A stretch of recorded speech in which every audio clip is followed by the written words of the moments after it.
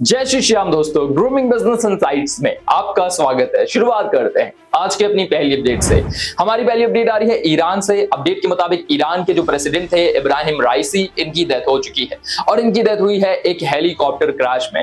पहले अपडेट यह है कि इनका जो हेलीकॉप्टर है वो पहाड़ों में कहीं गुम हो चुका है। लोग अंदेशा जता रहे थे कि हो सकता है कि इनका हेलीकॉप्टर क्रैश कर चुका हो और अब बताया जा रहा है कि इनके हेलीकॉप्टर का मलबा भी मिल चुका है और अब कंफर्म कर दिया गया है कि इब्राहिम राइसी की डेथ हो चुकी है। ये बहुत ही ज्यादा शॉकिंग रह रहा है। दुनिया भर के जो रिप्रेजेंटेटिव्स हैं वो इस पर अपनी प्रतिक्रिया जता रहे हैं और कुछ लोग शक भी कर रहे हैं इजराइल के ऊपर, अमेरिका के ऊपर। कुछ लोग का मानना है कि ये एक कॉन्स्पिरेसी हो सकती है क्योंकि इब्राहिम राइसी के काफिले में 3 के करीब हेलीकॉप्टर्स उड़ रहे थे और केवल उन्हीं का हेलीकॉप्टर मिसिंग हुआ और बाद में उनकी जो डेथ है उसकी खबर सामने आई।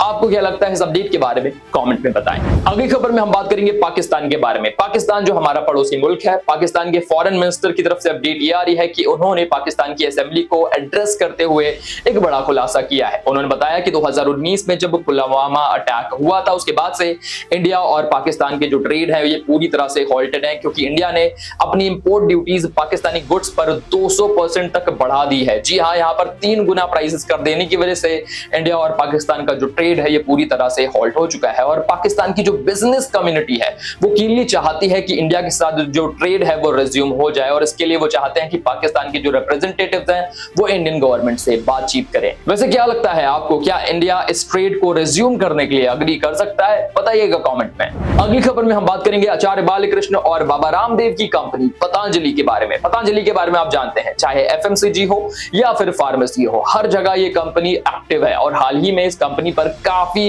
रूल्स और रेगुलेशंस लगाए जा रहे हैं। सुप्रीम कोर्ट ने भी कुछ एक्शंस लिए और अब अपडेट ये आ रही है कि पतंजलि की जो सोन पापड़ी है इसने क्वालिटी टेस्ट फेल कर दिया, जिसके चलते उत्तराखंड के पिथौरागढ़ के एक जज ने पतंजलि के 3 ऑफिशियल्स को जेल सेंटेंस सुनाया है। यहां पर जो जेल सेंटेंस है वो इसलिए सुनाया गया है कि साल 2019 में पतंजलि की सोन पापड़ी की जो क्वालिटी टेस्ट सैंपल हुए थे इसका रिजल्ट 2020 में आ गया, फिर बाद में केस चला और अब यहां पर इन्हें कन्विक्ट बनाकर 6 महीने की जेल कर दी गई है। इन पर 5,000 से लेकर 25,000 रुपए का जुर्माना भी लगाया जा रहा है। अगली खबर में हम बात करेंगे अक्षता मूर्ति के बारे में, जो कि यूके के प्राइम मिनिस्टर ऋषि सुनक की वाइफ है और एन नारायण मूर्ति जो कि इन्फोसिस के को-फाउंडर है उनकी ये डॉटर है। अपडेट के मुताबिक इन्होंने फाइनेंशियल ईयर 2022-23 में अपने हस्बैंड से भी ज्यादा की अर्निंग करी है, जिसके चलते यूके के अखबारों में इन पर चर्चा आम हो गई है। बता दें आपको कि इस फाइनेंशियल ईयर में अक्षता मूर्ति को इन्फोसिस के डिविडेंड के तौर पर 138 करोड़ का अमाउंट क्रेडिट हुआ और ये अमाउंट 13 मिलियन यूरो के करीब है, जबकि इनके हस्बैंड ऋषि सुनक ने इसी फाइनेंशियल ईयर में 2.2 मिलियन यूरो के करीब का अर्न किया है।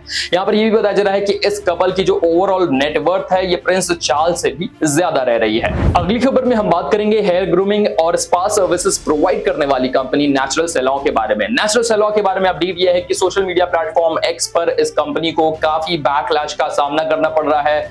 बॉयकॉट नेचुरल सैलून ट्रेंड कर रहा है और इसके पीछे का कारण यह है कि नेचुरल सैलून के जो सीईओ हैं सीके कुमारेवल, उन्होंने फ्रीडम फाइटर वीर सावरकर पर कुछ अभद्र पोस्ट किया, जिसके बाद से लोगों का जो गुस्सा है वो बहुत ज्यादा बढ़ गया।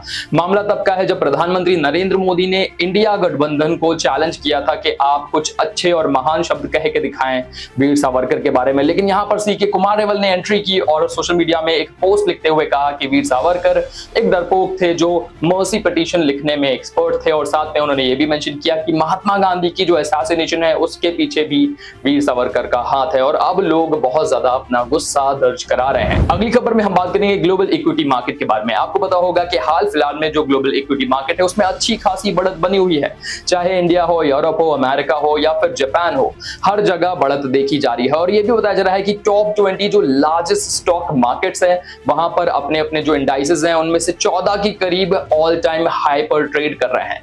ये एक साइन हो सकता है जहां पर लोगों का जो कॉन्फिडेंस है कोविड-19 पैंडेमिक के बाद से अब फिर से बिजनेसेस पर आने लग रहा है, या फिर आपको लगता है कि ये एक अंदेशा हो सकता है आने वाले एक बड़े फॉल का? आपकी क्या राय है? कमेंट में बताएं। अगली खबर आ रही है डिपार्टमेंट ऑफ टेलीकम्युनिकेशन की तरफ से, जिसने अब टेलीकॉम सेक्टर में ट्रांसपेरेंसी लाने के लिए एक बड़ा फैसला लिया है।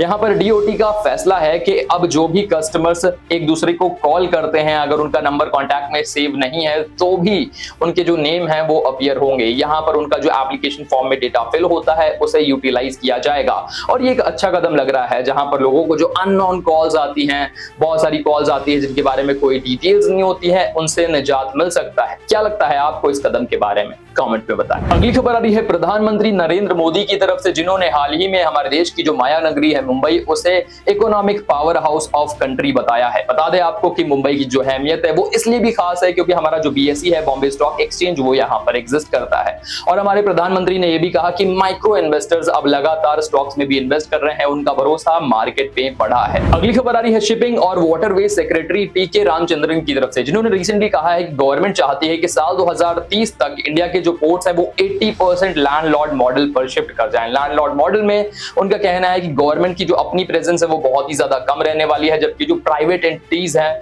वो कंट्रोल करेंगे। इससे जो हमारी शिपिंग कॉस्ट है उस पर भी असर पड़ता है। यहाँ पर जवाहरलाल नेहरू जो पोर्ट है वो 100% लैंडलॉर्ड मॉडल पर चल रहा है। इसकी जवाबदेही अब लगातार बढ़ती जा रही है, जहां पर जो फंक्शनिंग है वो भी बेहतर होती जा रही है। ऐसा कहना है टीके रामचंद्रन का, जो कि सेक्रेटरी है शिपिंग एंड वाटरवेज की। अगली खबर में हम बात करेंगे नीति आयोग के फॉर्मर सीईओ अमिताभ कांत के बारे में, जिन्होंने हाल ही में प्रेडिक्ट किया है कि साल 2027 तक इंडिया की जो जीडीपी है ये जापान और जर्मनी को पीछे छोड़ देगी और अब दुनिया की तीसरी सबसे बड़ी इकोनॉमी बन जाएंगे। इसी के साथ उन्होंने ये भी कहा है कि इंडिया की जीडीपी का जो कंट्रीब्यूशन है ये 30% तक हो जाएगा साल 2035 से लेकर साल 2040 तक। और ये बहुत ही ज्यादा इंपॉर्टेंट हो जाता है क्योंकि हमारी जो करंट रूलिंग गवर्नमेंट है वो अपना विजन 2047 तक का लेके चल रही है, यानी कि साल 2047 में जब हमारी आजादी को 100 साल पूरे हो जाएंगे तब तक हमें विकसित भारत बनना है और इसके लिए हमारी जीडीपी को कुछ इस ही रफ्तार की ग्रो होने की जरूरत है। क्या लगता है आपको, क्या ये फीट अचीव हो पाएगा? बताइएगा कमेंट में। अगली खबर में हम बात करेंगे शफूर जी फलूंजी ग्रुप के बारे में। शफूर जी फलूंजी ग्रुप, जिन्होंने लास्ट ईयर अपनी एक सब्सिडरी कंपनी की मदद से 14,300 करोड़ के करीब का डेट रेज किया था, उसकी एक इंस्टॉलमेंट इन्हें 26 मई 2024 को पे करनी है। ये इंस्टॉलमेंट 1,800 करोड़ के करीब की रह रही है और इसके लिए अब शफूर जी फलूंजी ग्रुप एक्सटेंशन मांग रहा है। इस एक्सटेंशन को वो 30 सितंबर 2024 तक चाहते हैं और इसके बदले में वो 400 करोड़ के करीब का एक्स्ट्रा अमाउंट भी पे करना चाहते हैं। देखना ये होगा कि क्या इन्हें यहाँ पर एक्सटेंशन मिल पाएगा। अगली खबर में हम बात करेंगे इंडिया के चीफ इकोनॉमिक एडवाइजर वी अनंत नागेश्वरन के बारे में, जिन्होंने रिसेंटली कहा है कि एआई हमारे ऊपर बर्स्ट करने वाला है और ये जॉब्स को बहुत ही ज्यादा इंपैक्ट करेगा। समझिए, हमारे जो चीफ इकोनॉमिक एडवाइजर हैं वो ऐसा कह रहे हैं। इसका मतलब है कि सच में एआई से कुछ भारी डिस्ट्रप्शन होने वाला है जॉब मार्केट के अंदर। साथ ही में उन्होंने ट्रेडिंग सेक्टर में भी एफएनए को लेकर एक बयान दिया और कहा कि ये बहुत ही ज्यादा कंसर्न की बात है जो एफएनओ का मार्केट और वॉल्यूम लगातार बढ़ता जा रहा है। दुनिया के देशों में अगर हम बात करें तो भारत का नंबर सबसे 1 आता है जब हम बात करते हैं एफएनओ में वॉल्यूम की, और यहाँ पर लगातार जो इन्वेस्टर्स हैं वो पैसा हारते भी हैं, जिसके चलते उन्हें काफी नुकसान हो सकता है और इसीलिए ये काफी कंसर्निंग भी है। यहाँ पर उन्होंने आगे आने वाले वक्त के लिए प्रिपेयर रहने की बात कही है। अगली खबर में हम बात करेंगे जी ग्रुप के सीईओ पुनीत गोयनका के बारे में, जिन्होंने रिसेंटली जी के फ्यूचर प्लान्स को लेकर कुछ बड़े स्टेटमेंट्स दिए हैं। उन्होंने कहा है कि जी अब आगे आने वाले वक्त में बहुत ही सोच समझकर मूवीज और ओरिजिनल्स को अक्वायर करेगा। उन्होंने कहा कि ये जरूरी है कि हम सही कंटेंट को सही प्राइस पर अक्वायर करें। उनके कहने का मतलब ये था कि लगातार अब हमें देखने को मिलेगा कि जी जिस तरह से मूवीज और ओरिजिनल्स को अक्वायर करता है वैसे नहीं करेगा और अब यहाँ पर ज्यादा सावधानी बरती जाएगी। आपको बता दें कि जी के फाइनेंशियल्स पर अच्छा खासा डेंट तब आया जब पता चला कि इनका जो मर्जर है सोनी ग्रुप के साथ वो नहीं हो पाया और इसके बाद से अब जी ग्रुप लगातार अपनी फंडामेंटल्स को मजबूत करने के लिए काम कर रहा है। अगली खबर में हम बात करेंगे बिलियनर एलन मस्क के बारे में, जिन्होंने हाल ही में एशियाई देश इंडोनेशिया की विजिट करी है। इंडोनेशिया की इनकी जो विजिट है वो स्टारलिंक के इंटरनेट कनेक्टिविटी प्रोजेक्ट के जरिए हो रही है। बता दें आपको कि हाल ही में इन्होंने ऑफिशियल से बातचीत भी करी इंडोनेशिया के और ये तय किया है कि स्टारलिंक रिमोट एरियाज में इंडोनेशिया में वहां पर अपनी इंटरनेट कनेक्टिविटी प्रोवाइड करेगा। आपको पता होगा कि रिमोट एरियाज में जो वायर कनेक्टिविटी है ये ज्यादा अच्छे से नहीं हो पाती है और इसी के जरिए अब स्टारलिंक जो इंटरनेट सर्विसेज आपको सैटेलाइट के जरिए मुहैया करवाती है वो आपकी मदद कर सकती है और इसीलिए इंडोनेशिया की विजिट एलन मस्क ने करी है। बता दें आपको कि इंडिया के अंदर भी माना यह जा रहा है कि स्टारलिंक अपने एक्सपेंशन को लेकर सीरियस है, लेकिन ये तब हो पाएगा जब एलन मस्क इंडिया की विजिट पर आएंगे। इन्हें हाल ही में इंडिया को विजिट करना था लेकिन इन्होंने अपनी विजिट को चुनाव के बाद के लिए पोस्टपोन कर दिया था। अगली खबर में हम बात करेंगे नेस्ले इंडिया के बारे में। नेस्ले इंडिया देश की एफएमसीजी मार्केट में बहुत ही ज्यादा एक्टिव है।